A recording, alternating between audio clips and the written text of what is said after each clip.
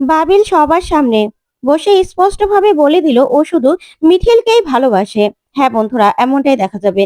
তাই সম্পূর্ণ জানতে ভিডিওটিতে লাইক দেয়, চ্যানেলটি সাবস্ক্রাইব করে দেখতে থাকুন। গল্পের শুরুতেই দেখা যাবে কোর্টে জজ সাহেব বলতে থাকে, আজকে আজকে এই কেসের রায় ঘোষণা করার দিন। আমাদের হাতে রায় চলে এসেছে, আর দোষীরাও দোষী সাব্যস্ত হয়েছে। তখন তো এই কথা শুনে সবাই সবাই অবাক হয়। তারপরেই জজ সাহেব বলে, আজকে এখানে সবাই রয়েছে, যারা অপরাধ করেছে তারাও রয়েছে, আর যার সঙ্গে অপরাধটা হয়েছে সেও আছে। তাই আমি সবার সামনে আজকে রায় ঘোষণা করছি যে ওর যারা যারা অন্যায় করেছে তারা যাবজ্জীবন সশ্রম কারাদণ্ডে দণ্ডিত হলো। তখন তো এই কথা শুনে সবাই সবাই খুব খুশি হয়ে যায়। তখন জজ সাহেব বলে, ফাইটার মেয়েটা ফাইটার মেয়েটা কোথায়? ওর কথায় আমরা আমরা সবাই সবাই সেদিন খুব কষ্ট পেয়েছিলাম। তাই ওর সঙ্গে যেটা হয়েছে আর কোনো মেয়ের সঙ্গে যেন কোনোদিনও সেটা না হয়। সেই জন্যই আইন আজকে অপরাধীদেরকে দৃষ্টান্তমূলক শাস্তির ব্যবস্থা করেছে। তখন তো তখন তো মিঠি অনেক খুশি হয়ে যায়। ওইদিকে ওইদিকে গুন্ডাগুলোর মা, পরিবারের সবাই কান্নাকাটি শুরু করে দেয়। আর অপরাধীরা মাথা নিচু করে বসে থাকে, কিচ্ছু বলে না। তখন কুর্চি বলে, আপনি ভগবান, আপনি ভগবান জজ সাহেব। আজকে আপনার জন্যই আমরা আমরা সঠিক বিচারটা পেয়েছি। তখন কমলিনী বলে, সত্যি আপনার কাছে আমরা সারা জীবন কৃতজ্ঞ থাকবো জজ সাহেব। আপনার মতো ভালো মানুষ হয় না। তারপরে মিঠি বলে, স্যার, আমি কিছু বলতে চাই। তখনই জজ সাহেব বলে, হ্যাঁ মা, বলো, তোমার যা বলার আছে তুমি এসে বলো। তখন তো সবাই মিলে হাতে তালি দিতে থাকে। তারপরেই মিঠিকে কেশানু নিয়ে আসে। তখন তখন মিঠি বলে, স্যার, আমার সঙ্গে যেটা ঘটেছিল সেটা অত্যন্ত খারাপ একটা ঘটনা ঘটেছিল, যার জন্য আমি আমি অনেক অনেক কষ্ট পেয়েছিলাম। আমার মতো এরকম অনেক মেয়েরা আছে যাদের সঙ্গে এরকম ঘটনা ঘটে। তাদেরও তাদেরও অনেক কষ্ট হয়, মুখ লুকিয়ে সমাজে থাকতে হয়। আর এই অপরাধীরা বুক ফুলিয়ে সমাজে চলাফেরা করে। কিন্তু আপনি ছিলেন বলেই আজকে আজকে আমরা সুষ্ঠু বিচার পেয়েছি। ভগবানকে তো দেখিনি, তবে আপনি আপনি ভগবানের রূপ হয়ে আজকে আপনি সঠিক বিচারটা করেছেন স্যার। তার জন্য না আমি সারা জীবন আপনার কাছে কৃতজ্ঞ থাকব। সব মেয়েদের হয়ে আমি আপনার কাছে কৃতজ্ঞ। কারণ কারণ আমি সব মেয়েদের হয়ে এই লড়াইটা লড়তে নেমেছিলাম। কারণ আমার পাশে একজন আছে, কিষাণু আমার পাশে আছে। এরকম অনেক মেয়েরা আছে যাদের পাশে না কেউ থাকে না। তাদের সারা জীবন দুমড়ে মুচড়ে এইভাবেই কাঁদতে কাঁদতে কাটাতে হয়। আমারও হয়তোবা এই কষ্টটা কোনোদিনও মুছে যাবে না। কিন্তু কিন্তু তারপরেও আজকে যেই বিচারটা আমি পেয়েছি সেটাতে অন্তত একটু হলেও আমার ঘাটায় প্রলেপ লেগেছে। এই প্রলেপটা নিয়ে অন্তত আমি অনেক দিন অনেক দিন শান্তিতে কাটাতে পারবো। আরে অপরাধীরা অন্তত মাথা নিচু করে গারদের পিছনে থাকতে পারবে। স্যার, আমার মতো অনেক মেয়েরাই এরকম লাঞ্ছিত হয়, কিন্তু তারা না সঠিক বিচারটা পায় না। তারা সারা জীবন মানুষের ঘেন্না, মানুষের কথা কথা শুনে তারপরে ওদেরকে ওদেরকে সমাজে চলতে হয়। কিন্তু কিন্তু আমি মনে করি মেয়েরা তো কোনো খেলনা নয়। কারণ মেয়েদেরকে একটা দিনের জন্য ওদের মতো ছেলেরা কলঙ্কিত করলেই মেয়েটার জীবনটা পুরো শেষ হয়ে যায়। আর ওদের ওদের জীবন না কিচ্ছু হয় না। তার জন্যই তার জন্য জজ সাহেব, আজকে আজকে আমি প্রচন্ড খুশি হয়েছি আপনার কাছে। আমি সারা জীবনের জন্য কৃতজ্ঞ হয়ে গেলাম যে ওরা ওরা অন্তত শাস্তি পেয়েছে। এবার এবার গারদের ভিতরে থেকে তারপরেই তারপরে বুঝুক কেমন লাগে। তখন তো মিঠির কথা শুনে সবাই সবাই দাঁড়িয়ে হাতে তালি দিতে থাকে। আর জজ সাহেবও খুব খুশি হয়। তারপরে বলে, আচ্ছা, আজকের জন্য কোর্ট মুলতবি ঘোষণা করা হলো। এই বলে জজ সাহেব চলে গেলেই ওইদিকে কমলিনী এসে মিঠিকে জড়িয়ে ধরে আর বলে, মিঠিমা, মিঠিমা, তুই পেরেছিস, পেরেছিস মা। ওইদিকে ওইদিকে নতুন কিষাণু আর মিঠিকে জড়িয়ে ধরে। তখন অয়নদীপ বলে, কি মিঠিমা, তুমি কাঁদছো কেন? তোমার তো আজকে কাঁদা দিন নয়। তুমি আজকে সবার জন্য নক্ষত্র হয়ে জ্বলে উঠেছ, সবার আলোতে। তুমি কেমন ঝলমল করছো, তুমি দেখেছো? তখন মিঠি বলে, পিসেমশাই, সব কান্না না শুধু যে কষ্টের হবে সেটা কিন্তু নয়, আনন্দের কান্নাও হয়। তখন তখন অয়নদীপ বলে, হ্যাঁ, তুমি তুমি পেরেছো মা, তুমি পেরেছো। তখন মিঠি বলে, না পিসেমশাই, আপনি না থাকলে এটা কোনোদিনও সম্ভব হতো না। তখন অয়নদীপ বলে, না মা, আমি একা কিছুই করতে পারতাম না। তুমি যদি তুমি যদি সেদিন ওই কথাগুলো না বলতে, তাহলে না কোনোদিনও এটা সম্ভব হতো না। কি করছি? এবার সবাই মিলে মিঠিকে নিয়ে বাড়িতে যাও। তারপরেই আজকে তো সেলিব্রেট করার দিন। আজকে কি খাওয়া দাওয়া হবে না? ভালো মন্দ রান্না হবে না? বলো। আজকে এত ভালো একটা সুখবর হলো।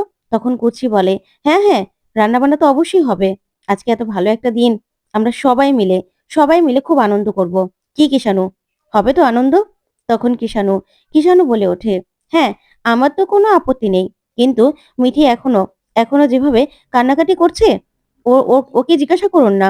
তখন মিঠি বলে, সবাই আমার কান্নাটাই দেখলে, ভিতরের আনন্দটা দেখলে না?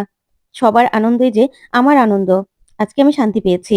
তখন তখন দেখা যাবে বুবলাই বর্ষাকে নিয়ে আসার বলে, এমন দিনে বর্ষা না এসে থাকতে পারলো না রে মিঠি। তখন বর্ষা বলে, কংগ্রেচুলেশনস মিঠি। তখন মিঠি বলে, থ্যাংক ইউ। তারপরেই দেখা যাবে প্রাঞ্জল বলে, আজকে আমি না হয় সবাইকে খাওয়াবো। তখন প্রসূন বলে, হ্যাঁ হ্যাঁ কাকুমণি, সেটাই বরং ভালো হবে। তুমি অনেকদিন হয়েছে খাওয়াও না। তারপরেই কাকুমণি বলে, না না না, আমি শুধু মিঠি আর কিষাণুকেই খাওয়াবো। তখন কুচি বলে, কাকাবাবু সেটা হবে না, আমরা সবাই খাবো, সবাইকে খাওয়াতে হবে। তখন প্রাঞ্জল বলে, হ্যাঁ হ্যাঁ, আমরা আমরা আমি সবাইকে খাওয়াবো। কি মিঠিমা, তুই কি বলিস? তখন মিঠি বলে, আজকে দাদু দিদুন কেউই তো নেই, মামিও নেই। তাহলে ওরা যেদিন থাকবে সেদিন না হয় খাবো। তারপরে দেখা যাবে গুন্ডাদের মধ্যে একজনের মা এসে বলে, মা, তুমি কি পারতেন আমার ছেলেটাকে ক্ষমা করে দিতে? তখন মিঠি বলে, আপনি কি পেরেছেন আপনার ছেলেকে ক্ষমা করে দিতে? বলুন, আপনি পেরেছেন? তখন সে ছেলেটার মা বলে, না মা, আমিও পারিনি। তবে আমার ছেলেটা এভাবে জেলের মধ্যেই কাটাবে সময়। আমি আমি একা একা আমার ছেলেকে ছাড়া কি করে খাবো বলো তো? আমি যে আর খেতে পারবো না। আমার আমার সব কষ্টগুলো আমার ছেলেকে নিয়ে। তখন কিষাণু বলে, শুনুন, আপনার ছেলেকে যদি ছোটবেলা থেকে আপনি শাসন করতেন না, তাহলে না আজকে আপনাকে এই দিনটা দেখতে হতো না। নিশ্চয়ই ছোটবেলা থেকেই ছেলেকে শাসন করেননি। ও সবার মধ্যে সেরা, সেটা দেখাতে চেয়েছেন। সেজন্যই না আজকে আপনার ছেলে এত জঘন্যতম কাজ করতে পেরেছে। তার থেকে বরং আপনি ওকে সংশোধন করে থাকতে দিন, সংশোধন হতে দিন। তাহলে অন্তত অনেকগুলো, আরো অনেকগুলো মেয়ের জীবন বেঁচে যাবে। এভাবে এভাবে কান্নাকাটি করে নিজেদের নিজেদের সময় নষ্ট করবেন না। বুঝতে পেরেছেন? যান, এসব অনুরোধ করতে আর কখনো আসবেন না। তখনই সেখান থেকে ওই মহিলারা চলে যায়। তারপরে দেখা যাবে মিঠিরা সবাই মিলে বেরিয়ে পড়ে। তারপর দেখা যাবে বাবিলের সঙ্গে বিয়ের কথা বলতেই কোয়েলের মা আর বাবা আসে। তখন তাদেরকে বসতে দিলেই কুর্চি বলে, এ কি কোয়েল, তুমিও এসেছো? তখন কোয়েল বলে, হ্যাঁ, আমিও আসলাম। আসলে বাবা মা তো আসবে কথা বলতে, তাই আমিও চলে এলাম। তখন কুর্চি বলে, হ্যাঁ, এখনকার ছেলে মেয়ে তো কত কিছুই হয়। তখন কোয়েলের মা বলে, হ্যাঁ, এখনকার ছেলেমেয়েরা তো আগেই নিজেদেরটা নিজেরা বুঝে নেয়। সবকিছু দেখেই নেয়। ওদের কথা ছাড়া তো আর কোনো কিছু হয় না। তখন কুচি বলে, হ্যাঁ, এখন তো এখনকার ছেলে মেয়েদের বিয়ের আগেই অনেক কিছু হয়। তার জন্যই তো আপনারা এখানে কথা বলতে এসেছেন বিয়ের কথা, তাই না? তখন কমলিনী সেখানে আসলেই কোয়েলের বাবা হাত জোড় করে নমস্কার বলে। তখন ঠাম্মি বলে, কারা এসেছে দেখি? আমাদের বাড়ির কুটুম? তারপরে ঠাম্মি মিঠিলকে বলে, মিঠিল, তুইও এসেছিস? তখন মিঠিল বলে, হ্যাঁ, আমিও এসেছি। ওনাদেরকে এখানে পৌঁছে দেওয়া পর্যন্ত আমার কাজ ছিল। তখন কুচি বলে, মানে তুই কি এখন চলে যাবি নাকি? তখন মিঠিল বলে, হ্যাঁ, আমার কাজ তো শেষ, তাই আমি এখন চলে যাব। তখন কোয়েল বলে, না না মিঠিল, থাকো না তুমি এখানে। তখন কোয়েলের মা বলে, শোনো, যতক্ষণ না পর্যন্ত পাকা কথা হয়ে যাচ্ছে, ততক্ষণ পর্যন্ত তুমি এখানেই থাকবে। তখন মিঠিল বলে, আমাকে এখানেই থাকতে হবে, বেশ। তখন বুবলাই বলে, থাক না মিঠিল, তোকে ছাড়া এ বাড়িতে আজ পর্যন্ত কোনো কিছু হয়েছে বল না। তখন মিঠিল বলে, বর্ষাদি বর্ষাদি আসেনি? তখন বুবলাই বলে, না, বর্ষা তো সেদিন বাড়িতে চলে গিয়েছিল রে। আসলে বাড়িতে তো বিয়ে লাগবে। তখন তখন না হয় বর্ষাকে নিয়ে আসবো। মায়ের সঙ্গে কথা হয়েছে, তাই এখন আর বর্ষাকে জোর করিনি। বর্ষা ওর বাড়িতেই চলে গেছে। কিন্তু বর্ষা তাড়াতাড়ি চলে আসবে। তারপরে কোয়েলের মা বলে, তা আমরা বিয়ের কথাবার্তা বলবো, কিন্তু বাবিল কোথায়? বাবিলকে তো দেখছি না। তখন কমলিনী বলে, হ্যাঁ, এখানে তো আবার বাবিলকে লাগবে। তখন কুর্চি বলে, মিঠি, যা তো, তোর ভাইদাকে ডেকে নিয়ে আয়। তখন মিঠি বলে, না, আমি যেতে পারবো না। তখন এই কথা শুনে সবাই সবাই চমকে যায়। তখন কোয়েল বলে, আচ্ছা, আমি বরং বাবিলকে ফোন করছি। তখন বাবিলকে কোয়েল ফোন করে।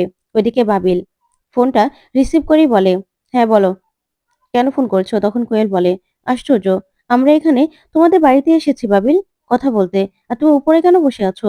তখন বাবিল বলে, তাহলে আমি কি করব? তখন কোয়েল বলে, আমাদের বিয়ের কথাবার্তা হবে, তুমি থাকবে না? তখন বাবিল বলে, আমি কি তোমাকে বলেছি নাকি যে এই বিয়েতে আমি রাজি, এই বিয়েটা আমি করতে চাই, একবারও বলেছি? তখন কোয়েল বলে, এখনো তো আর কোনো উপায় নেই বাবিল। আমিও কি এখনই বিয়েটা করতে চেয়েছিলাম? চাইনি তো। এখন তো বিয়েটা বাধ্য হয়ে করতে হবে, তাই না? আমার বাবা মাও এসেছে। তখন বাবিল বলে, আচ্ছা ঠিক আছে, আমি দেখছি, আমি আসছি। এই বলেই বাবিল ফোনটা রেখে দেয়। তখন মিঠিল তাকিয়ে থাকে কোয়েলের দিকে। তারপরে দেখা যাবে কোয়েল সবাইকে বলে, বাবিল আসছে, ও বলল। তারপরে কোয়েল বসে পড়লেই মিঠিল বলে, আচ্ছা আমি তাহলে এখন চলে যাই? তখন নতুন বলে, না মিঠিল মা, তুই এই বাড়ির বউ না হস, তুই মেয়ে হয়ে অন্তত এখানে থাকবি। তুই এখানেই থাকবি, কোথাও যাবে না। তখন মিঠিল এই কথা শুনে আর কিছুই বলে না। তখন কোয়েলের বাবা বলে, দেখুন, আমরা তো দুইজনের বিয়ের কথা বলতে এসেছি।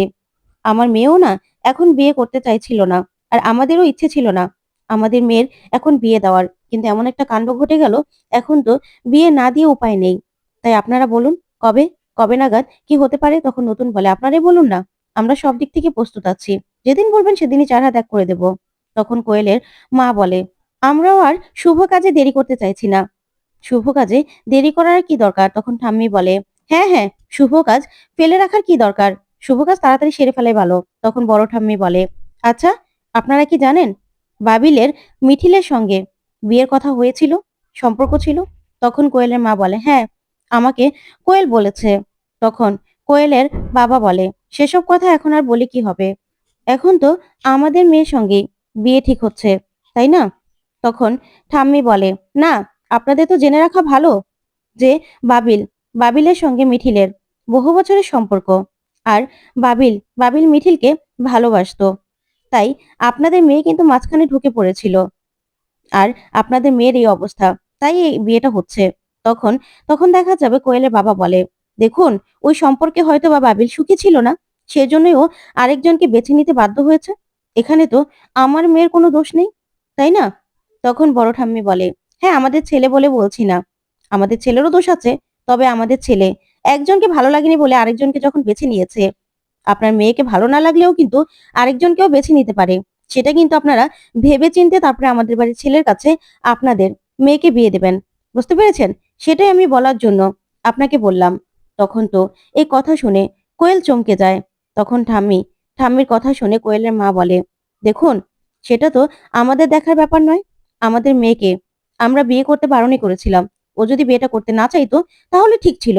কিন্তু আমাদের বাড়ির মেয়ে, সে তো বাচ্চাটাকে রাখতে চাইছে, সে তো এই বিয়েটা করতে চাইছে। তাহলে আমি আর কি করব? আমাদের বিয়ে দেওয়া পর্যন্ত কাজ, তারপরে কি হলো না হলো সেটা আমাদের দেখার দরকার নেই, দায়িত্বও নেই। তখন কুর্চি বলে, হ্যাঁ তাই তো, আপনাদের আমাদের ছেলে তো দোষী আছেই, আপনাদের মেয়েও কিন্তু কম না। বিয়ের আগে এমন একটা রিস্কের মধ্যে গেল কি করে, যেটার মধ্যে রিস্ক আছে? তখন কোয়েলের মা বলে, সেটা তো আপনাকে আপনাদের বাড়ির ছেলের ব্যাপারেও আমরা বলতে পারি, তাই না? তখন কুচি বলে, হ্যাঁ, বলতেই পারেন, কিন্তু আপনাদের বাড়ির মেয়ে, সে তো আপনাদের মেয়ে, তাহলে সে কি করে গেল? তার কি এটা ভাবা উচিত ছিল না? তখন কোয়েলের মা বলে, দেখুন, আমরা অত কিছু জানতে চাই না, আপনাদের বাড়ির ছেলেই বা এরকম একটা কাণ্ড করলো কি করে? তখন নতুন বলে, আচ্ছা আচ্ছা, এসব কথাগুলো বলে এখন কি কোনো লাভ হবে? লাভ হবে না তো। কি করে 4 হাত এক করে দেয়া যায় সেটাই বলুন না। তখনই বাবিল সেখানে আসে। তখন মিঠিলকে দেখেই মিঠিলের কাছে যায়, আর মিঠিলের দিকে তাকিয়ে থাকে। তখন মিঠিল আর বাবিল দুজন দুজনের সঙ্গে কোনো কথাই বলে না, দুজন দুজনের দিকে কষ্ট পেয়ে তাকিয়ে থাকে। তখন নতুন বলে, বাবিল, বসো। তখন বাবিল নিজের জায়গায় গিয়ে বসে। তারপরেই তারপরেই মিঠিলের দিকে তাকিয়ে থাকে। ওইদিকে কোয়েল বলে, বাবিল, তুমি ঠিক আছো তো? তখন বাবিল বলে, হ্যাঁ আমি ঠিক আছি। তখন কোয়েলের বাবা বলে, আচ্ছা বাবিল, এখানে তোমাদের বিয়ের কথা বলতে এসেছি, তোমার কি মতামত সেটা বলো। তখন বাবিল বলে, দেখুন, আপনারা বিয়ের কথা বলতে এসেছেন ঠিক আছে, তবে আপনাদেরকে স্পষ্টভাবে আমি একটা কথা বলে দিতে চাই। তখন কোয়েলের বাবা বলে, হ্যাঁ বলো।